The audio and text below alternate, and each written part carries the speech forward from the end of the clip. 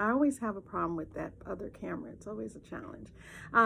So again, I'm gonna say welcome to that space because I'm gonna figure out how to edit. But for right now, welcome and pause. Um, but jumping back on track, the fact that Blueface was recently arrested, and I say all of these things, though we have seen them in news and consider them to be true, in this space known as my space, allegedly, we have had this young man, also in the entertainment space, arrested as per his reality TV caricature portrays itself. That same medium was used for his downfall, and we shall see how that turns out.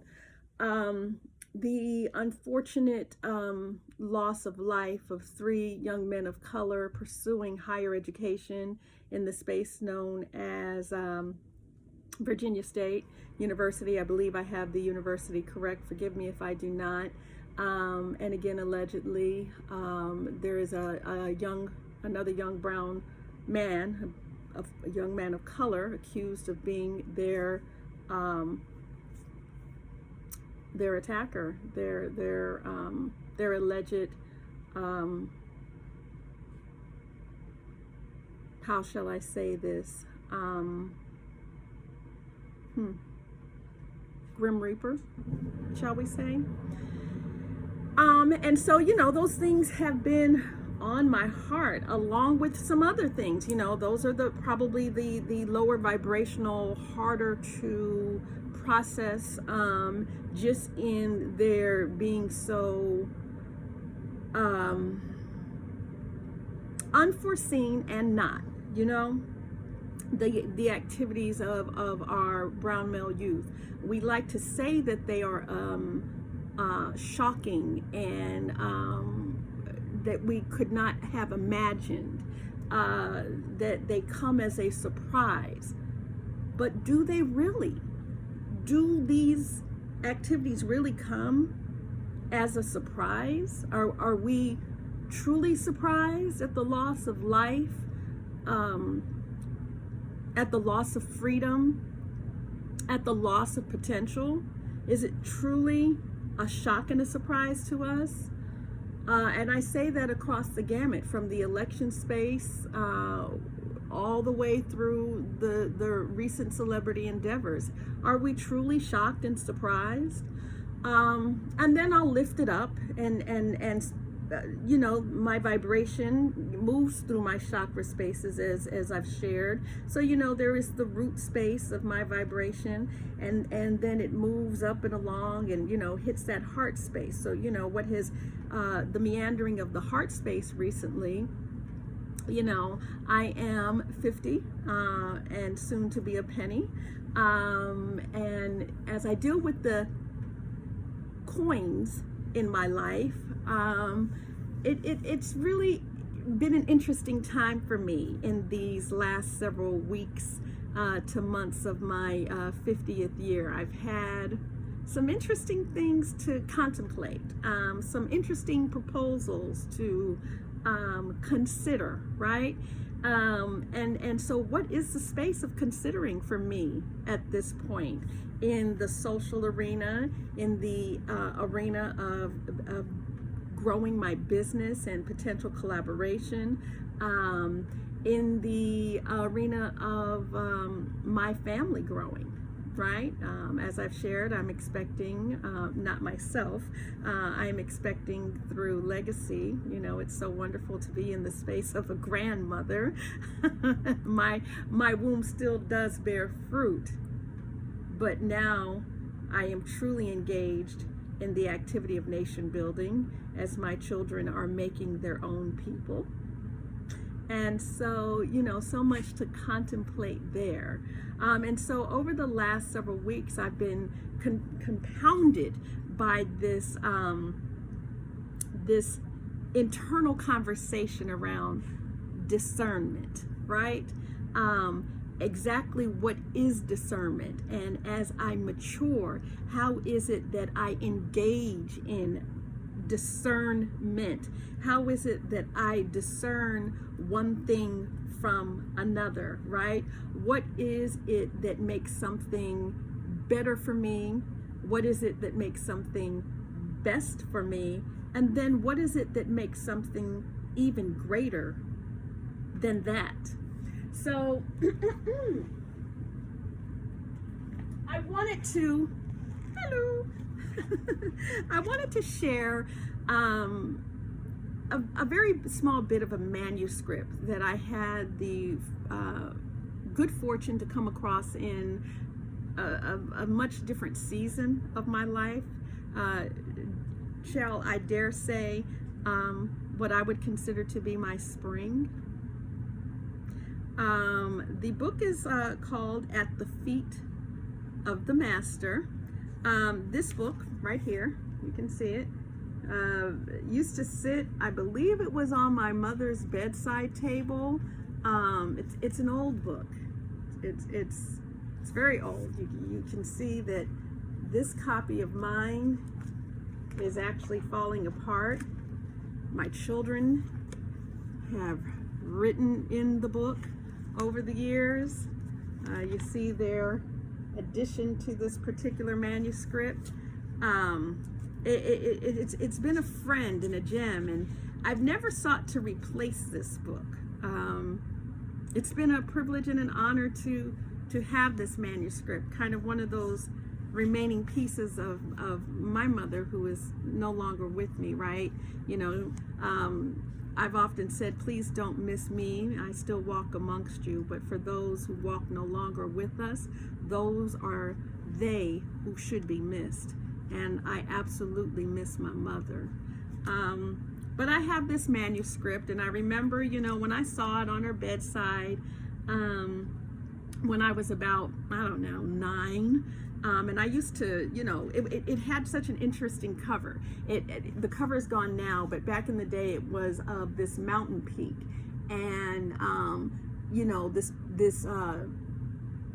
tumultuous snowstorm. You know, I would imagine it was in the Himalayas somewhere, and it was just so captivating to me that this mountain stood withstanding the elements.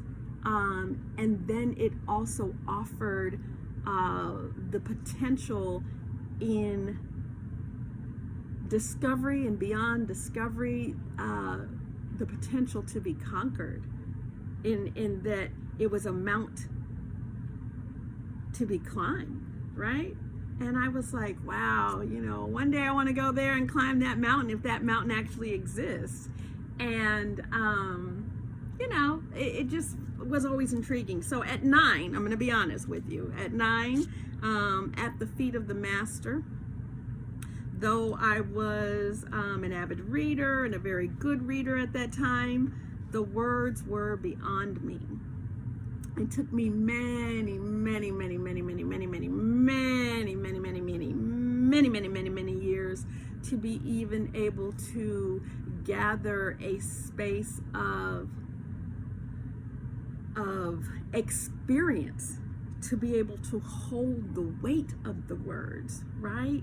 And so I just want to say that I want to share a little bit of this with you today. Not much, just a little. And some of the other meanderings of my heart with you today around the issue that's been most pressing in my mind, this issue of discernment, right?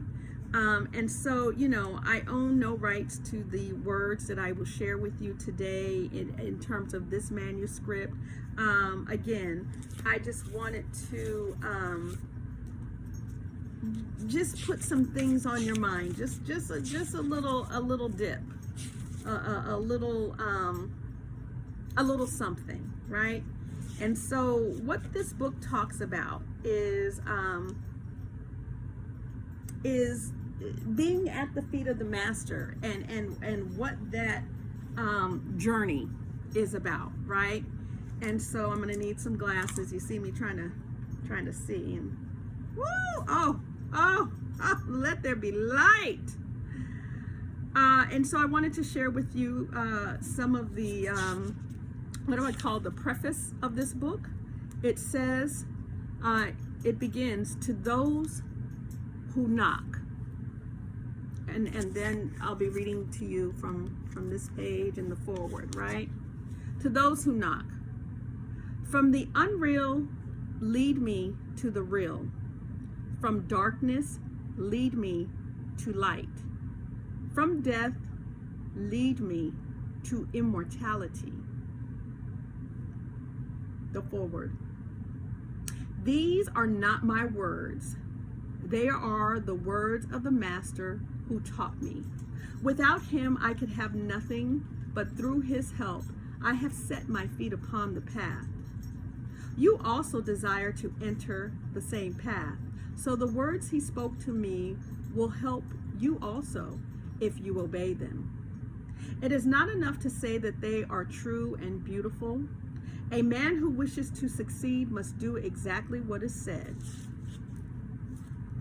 To look at food and say that it is good will not satisfy a starving man.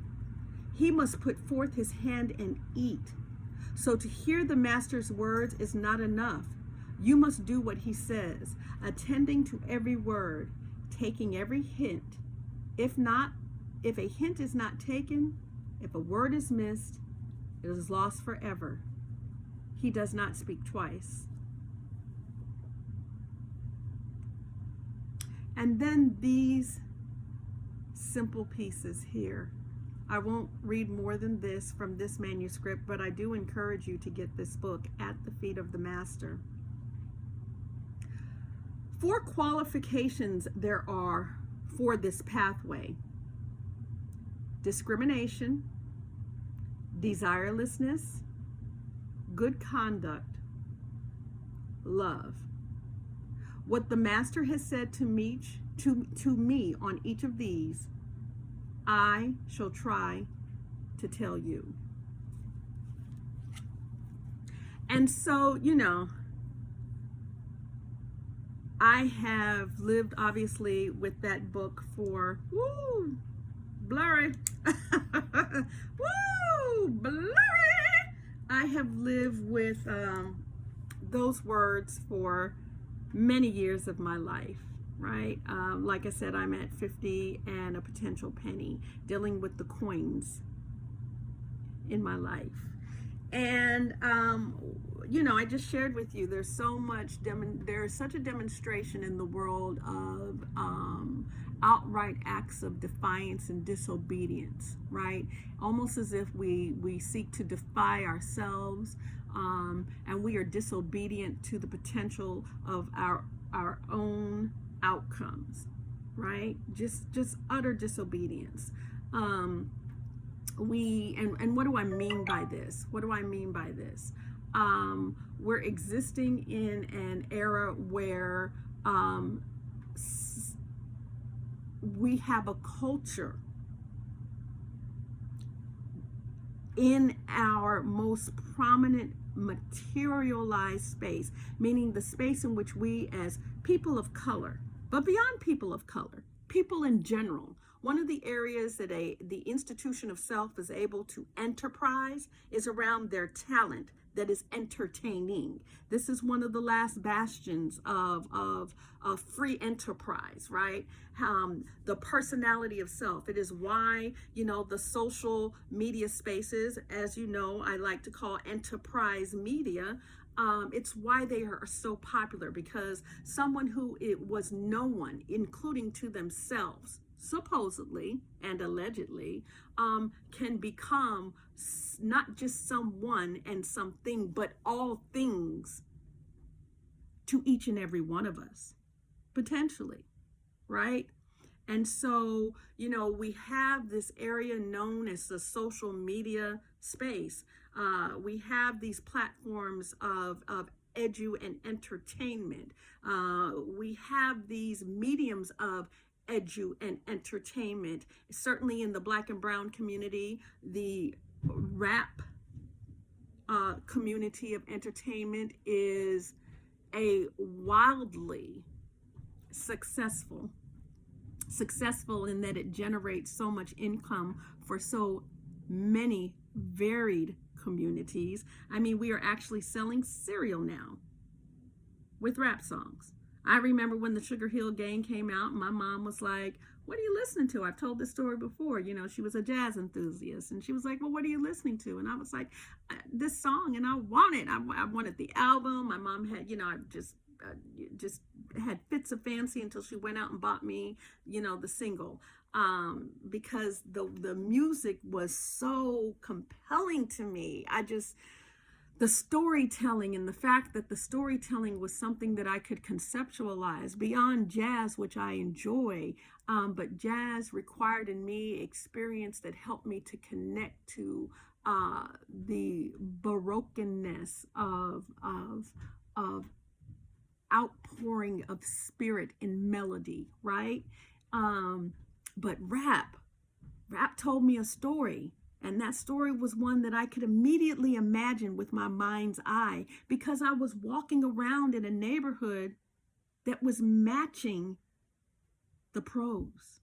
It was something that was, I felt, made for me to be able to participate in the larger culture known as this thing and this journey of life. And mind you, when that album came out, again, I was probably about the same age I was when I discovered this book, right?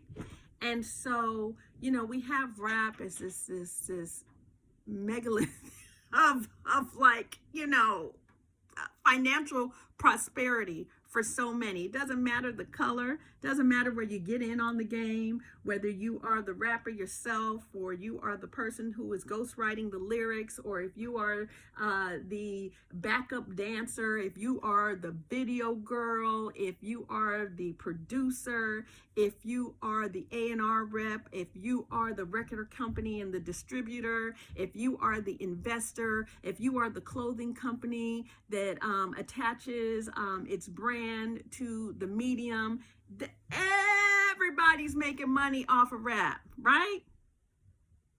And then we lose the young man, and so many young men. But this last one, it hit different, because why are we millionaires, potentially billionaires, and we are at a crap game, shooting dice in the company of people who I would not imagine wanted the best for even themselves being there? And we're shocked and amazed at the loss of life. I'm always amazed when I see, you know, folks within the rap culture with their big chains, you know.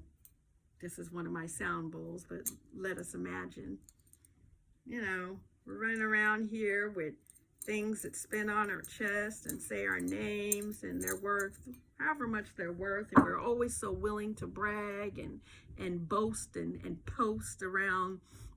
This chain is, you know, $250,000, you know, and I paid cash for it, right? And then we want to go sit up in, you know, the most impoverished neighborhood and eat chicken and waffles, allegedly,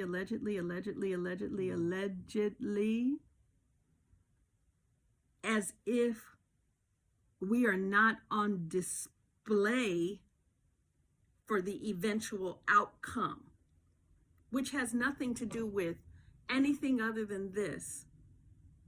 What of these egos? What of these egos? And, you know, like I said, for me, it just comes back to discernment. Like, you know, what is better for you than to be doing that? And when I say doing that, not showing up at a space to eat chicken and waffles, but what of the discernment of having purchased the $250,000 chain?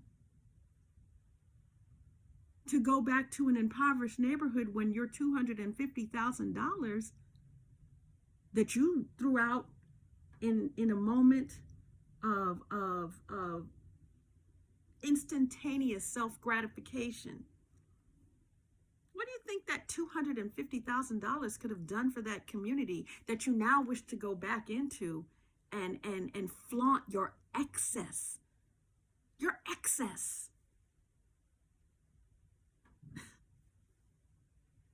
And then we sit here as a people of all nations, of all hues, of all colors, of all sexes and sexual orientations, and we are mournful and we're crying because we didn't see it coming?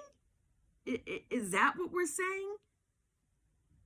You know, my mom used to tell me all the time, and forgive me if this comes across harsh, I mean no ill intention. I do not mean to insult anyone. Life is precious to me. As I've shared, I've been in a battle to hold on to my own life. I am faced with my own mortality. So please don't think I don't respect life when I say this. But I remember being a child, and my mother would fix me a plate of food, right? And I would attempt to complete that plate of food. And sometimes I was able, sometimes I was not. And my mom would often say to me, hold on a second, folks. Let me give myself a little bit more light in this space. Thank you. Whoa, look at here. That gave me a little bit more. What you think? What you think? I just know that over here on this, we're going to work on that. Hold on. Hold on. I haven't lost my train of thought, so just stay with me. All right. I still don't like what that looks like. I guess we're going to turn that back off. Ooh.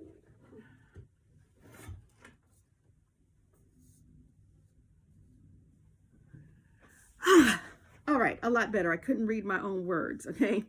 But my mother would say to me, after I had eaten as much as I could on a plate of food, she'd look at the food and she'd look at me and she'd say something like, well, what did you eat today before you had dinner? And, you know, I may or may not tell a half truth. Oh, I didn't eat anything, considering that I really hadn't. I may have, had some candy. Or I may have had some chips, but certainly nothing that I would consider to be a meal. And so therefore I would not consider myself to have made my own self full before dinner, right? And my mom would say to me, you know, Shira, there's starving children in Africa.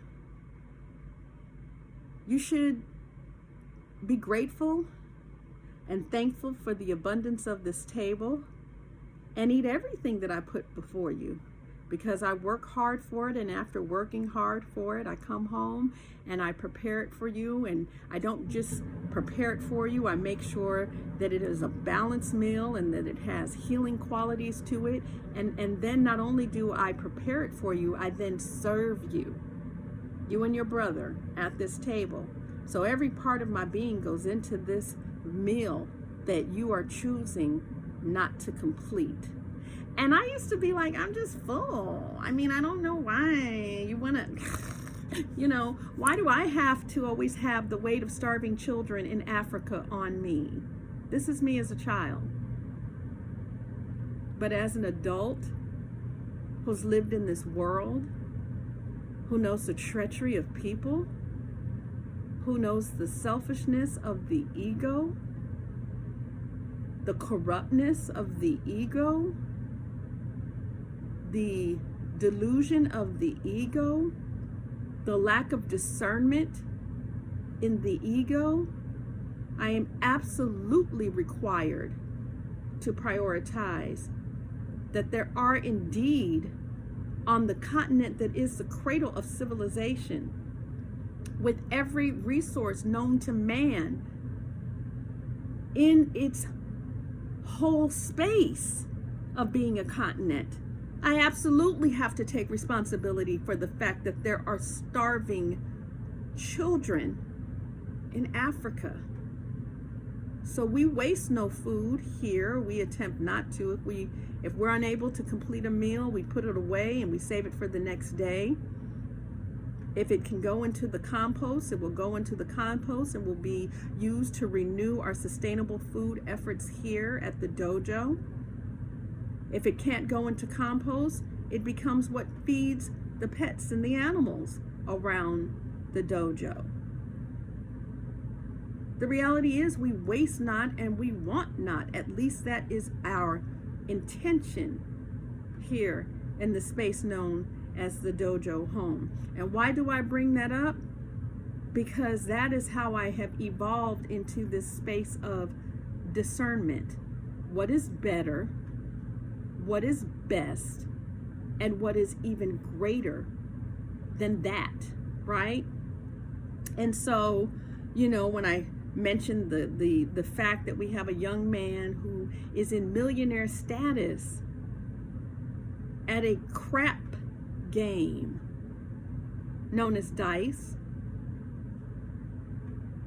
with his back turned to the vultures, who cannot wait to pick at the remains of his day. And we act like we're surprised at the outcome, though I grieve and am mournful for the loss of such talent and potential. Not only in the message and the talent of the young man, but in what he was never able to do with his excess.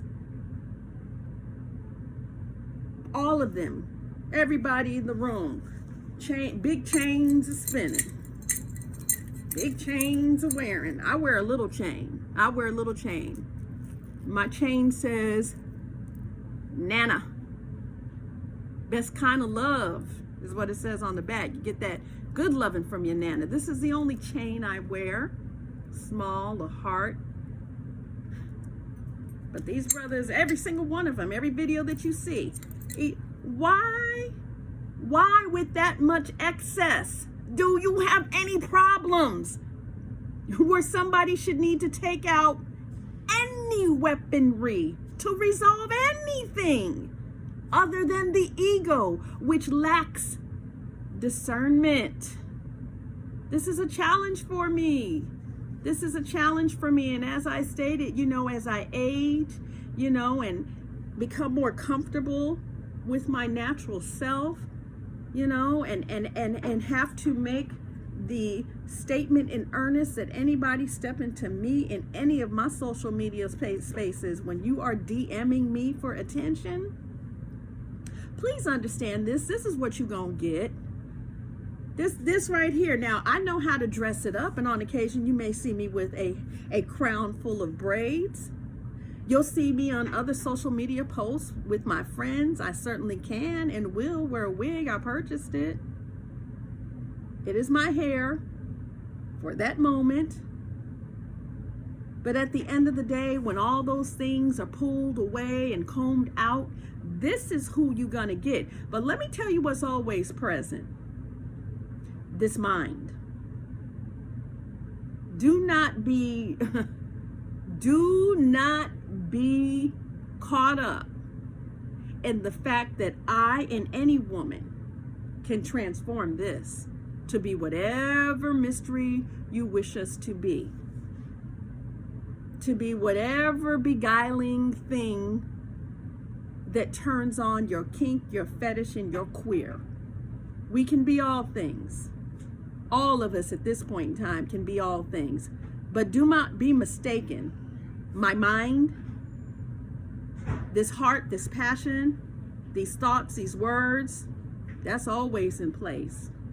Always in place. Always in place.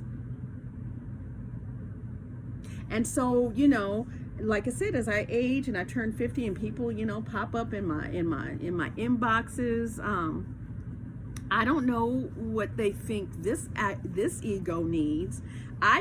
This ego right here, it does not need the mystery of what you fetishize me to be. I'm just not in those places anymore in my life. Like I said, I'm in a space of really being in touch with my own mortality.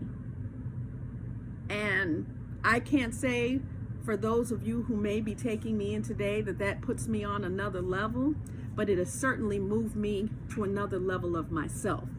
So if you check out any of my previous posts, you'll notice that I was wearing the colors of the chakra system. And we got to blue, the throat chakra, and I was challenged, as I always am, around words and authenticity of expression. I had to pull back for a while from these posts because so many things I realized were stuck in my throat and in my heart, right? Pause. Hold on a second. Jermaine, you may go upstairs. You may go upstairs. Okay. So many things were stuck in my throat. So many things needed to be said, and everything felt like it was flooding out for me, and I just couldn't find the space in myself to organize my thoughts into verbiage that made sense. And so I had to give everything a moment of pause, right? And right around the time that I was speaking to these platforms from the throat, about the throat chakra and that space, I was also challenged around the fact that I don't have a lot of blue attire in my wardrobe. I have like maybe 2 or 3 pieces of blue material in my space, and so I had to be creative. And I think I had worn some Leo earrings, right? And so, you know, then we moved forward. Once I got it together and came back, found a way to organize my thoughts and came back. And then we moved up into the space of the brow chakra, the third eye, right? And since making my third eye post, my third eye chakra post, the next piece, of course, would be the crown, which would be in white. It is typically housed in the spiritual reference and analogy in terms of color. The symbolism is white. And what I noticed is that I didn't have a calling to wear white. Now, many of you who know me know that for many years, in various situations, I have been adorned in white. In fact, I believe for a 3-year period, I wore nothing but whites. From head to toe. Nothing but. And as I proceeded in these endeavors to deliver these thoughts to these spaces, what I realized is I don't feel a calling to those whites. The most I may do is perhaps wrap my head in something white. But to be perfectly honest, I threw out all those head wraps and those scarves and those kufis and all of that. I really am finished with the space of wearing white. However, this cultivated space of crown chakra energy, this eldership energy, this energy of womb wisdom and wisdom speaking, which has been prophesied to me and over me as a part of my natural path in things, I am finally at a space of accepting, right? As I'm at my half a century and some change, not quite at 1 whole penny. And so, you know, now my crown, my white, is worn in the manifestation of my delightful coily kinks. And I'm so very, I don't know, I just really like it. Anyway, I just wanted to say, you know, what is the discernment of what is best for us, better for us, and then best, and then greater than that, right? And so we're always posed with this question. It is something that hits us every day in every way. Should we go left? Should we go right? Should we get on the freeway? Should we take the streets into the city? Should I stop for that cup of coffee? Or should I pack a lunch?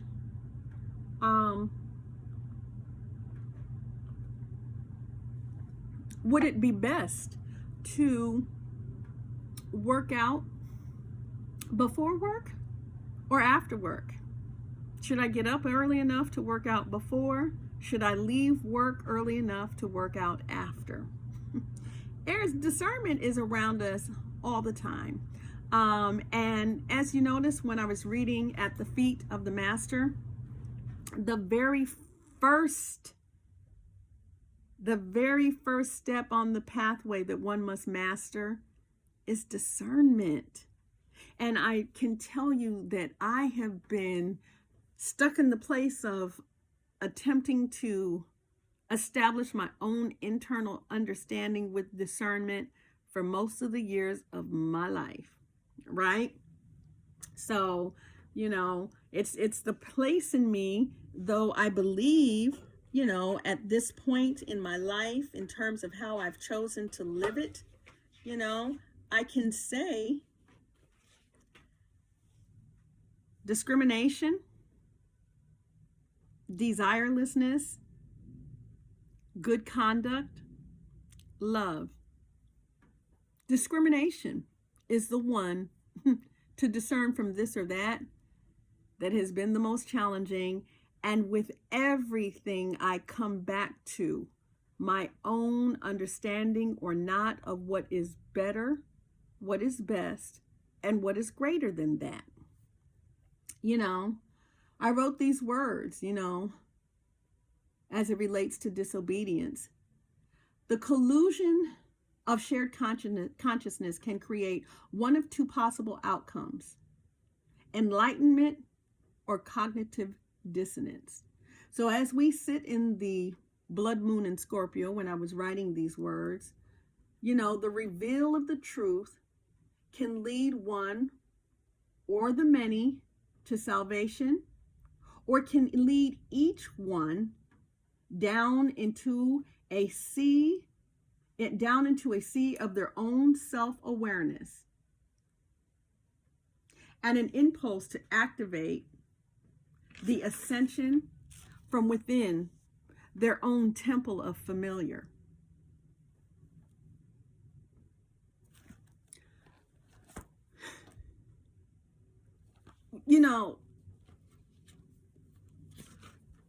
It's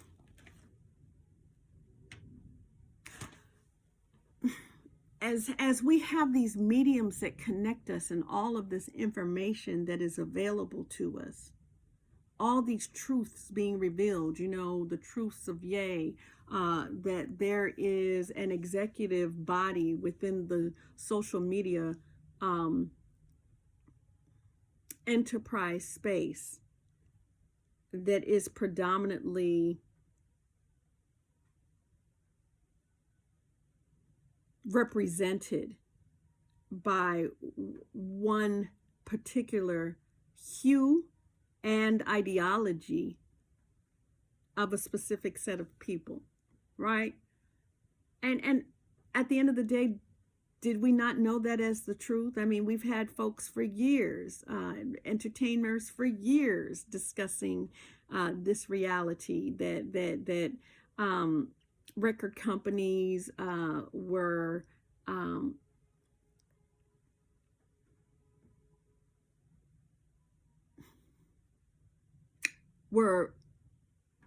manipulative and conniving. I'm being very careful with my choice of words. And so we've had for years, folks, Tupac said it, KRS-One has been saying it forever. I remember when Death Row Records and I remember the antics of Eazy-E, when he was out and about on the scene before he passed, another young life lost to us.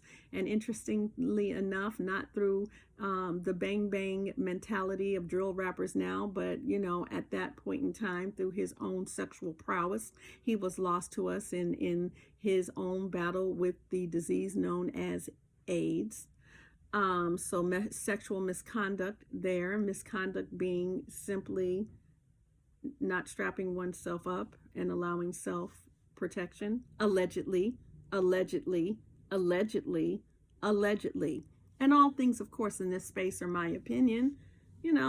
Let us not take me too seriously. Who am I? I'm no one, and I know nothing. And in fact, because of that, doesn't it make me a nobody? So these are all my opinions. But we've been hearing this rhetoric, be it true or not. I'm 50, for longer than I've been alive. I don't know if any of you all remember the movie that came out many years ago, The 5 Heartbeats. It was a display right there for you all of the antics of the record company. And this was brown on brown crime. Brown on brown crime in terms of, black and brown men profiteering off of the talent of other young black and brown men. You saw it, in the movie with Lady Bay and Jennifer Hudson, which is a remake of an old classic. But even there, you saw the antics of the record company. But that was, again, one where our face was shown to us, brown people, demonstrating the cruelty and the avarice and the lack of compassion that exists in the space known as free enterprise. Yet we all expect fairness and outcomes that are beneficial. To whom? To whom, I ask you? So again, as we're thinking about election outcomes and, folks are all in their feelings because their candidate won or didn't win, and my position had been in that vote the issues. The candidate matters not. You must remember that there are 3 predominant bodies of governance within these United States, right? Within this body politic that through us and established in each of us, there's an established sense of identity. Our birth certificate, or what I call the birth control number, your social security number, which is your financial and economic tracking number, your passport, which is your number of access to the freedom to move about. With these 3 documents that all of us hold, and the various many others that are required for us to engage in enterprise, those of us that own our own farms and our own land, in order to purchase that land, typically you have to prove citizenship and other things. You have to prove your ability to pay for the land, which means you have to have some type of established relationship with a bank. What is the bank going to get back to before they allow you to purchase the land and lend you the money? Even those of us who consider ourselves to be free of the system, your social security card, your social security number, which is your financial tracking number that lets people know how it is that you participate in the culture of debt and credit here in these United States. It's all one convoluted system. that we're all affected by. That's why I say you should at least allow yourself to be counted in the vote that allows you access to the platform to negotiate your power. But that's not what this one is about, so I'm not going to go on a tangent. I'm just saying discernment, discrimination. What is better, what is best, and what is greater than that? And so, with that being said, these are the things that have been on my mind. I wanted to share some words that I pulled together. The first part of this was truly off the head, just things that were on my heart. But I did want to share with you some words that I intentionally put together. I call these pieces. I don't know if they're poems. I'm not sure what they are. But this next ensemble of words, as I like to refer to them, is what I have titled The Battle of the Best. To have or have not, the issue of discernment, best, better, and greater than that. You shall have nothing and be happy. The discernment in this hour, as we lack sobriety of celebrity, is what might be wrong with just that. We are loosely held together by the delicate, albeit fragile, commitment to honor these meager statutes of conduct and penalty. Better, best, and what could be greater than that? What of the discernment of a man for his community? For example, what is the duty of each one at the ballot box? What is meant when we say we must vote as a collective consciousness? Does he not take with him, as he moves toward the ballot box, the needs of his offspring, and therefore also the needs of his mate in provision of them? What is his agency? Is this not what is intended in the display of legacy? His vote should be an act of collusion for one and all, and the outcomes do reflect this. What of the discernment of a woman in service to her household? For example, should a household find itself with generational wealth, and yet there be one bed, who should take that bed to find comfort in slumber? Would it be the elder who has lived as long a life as possible in that moment? Her body shrinking, her hair matching the twilight of many moons reflected in her yellowing eyes, her hands curved by the purpose of her labor, and her age an honorable multiplication of many numbers? Or would it be the young fawn, belly full of new worlds and blossoming wills to be discovered, with skin supple, succulent, and welcoming, her hair belligerent and defiant despite the best efforts, her labor reflecting the light of the sun, and her age a simple act of addition to be celebrated by all? What of the discernment of community?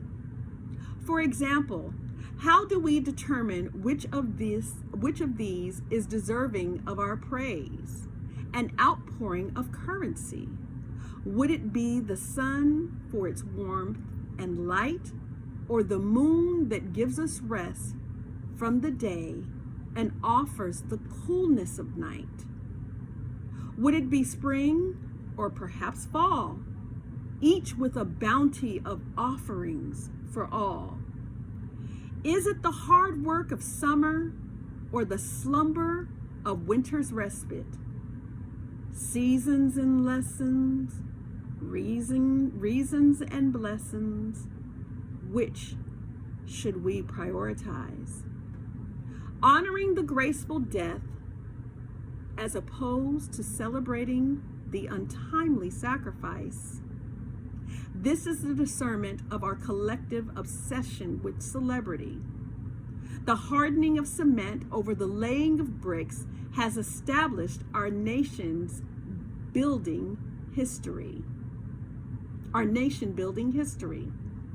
The center of being is a political battlefield. The casualty of this war, an inconsolable inner child, knowing intuitively that purge it must. I hold compassion for its struggle and verbose lamenting, an awkward dance with time, and the acceptance of this purge mentality. What is better? What is best? What is even greater than that? The sun, the moon, the earth and her seas, the end game of this battle of the bees. You shall have nothing and be happy. There's discernment in all of that.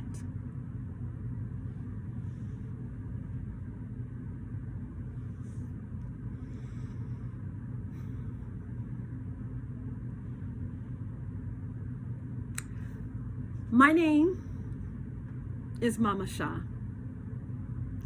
As always, I feel so honored and so privileged to have the time of my day, the purposefulness of my thoughts, the intentionality of my speech, the wherewithal in my mantra, and the grace to come to you so humbly in these spaces we share, this space I share with you, my fellow beings. I thank you for joining me here in the space known as Center of Being Dojo, where I often like to remind you lovingly and most appreciatively, lovingly and most appreciatively, that your vitality begins here. Ashe, I love you. Thank you. Peace.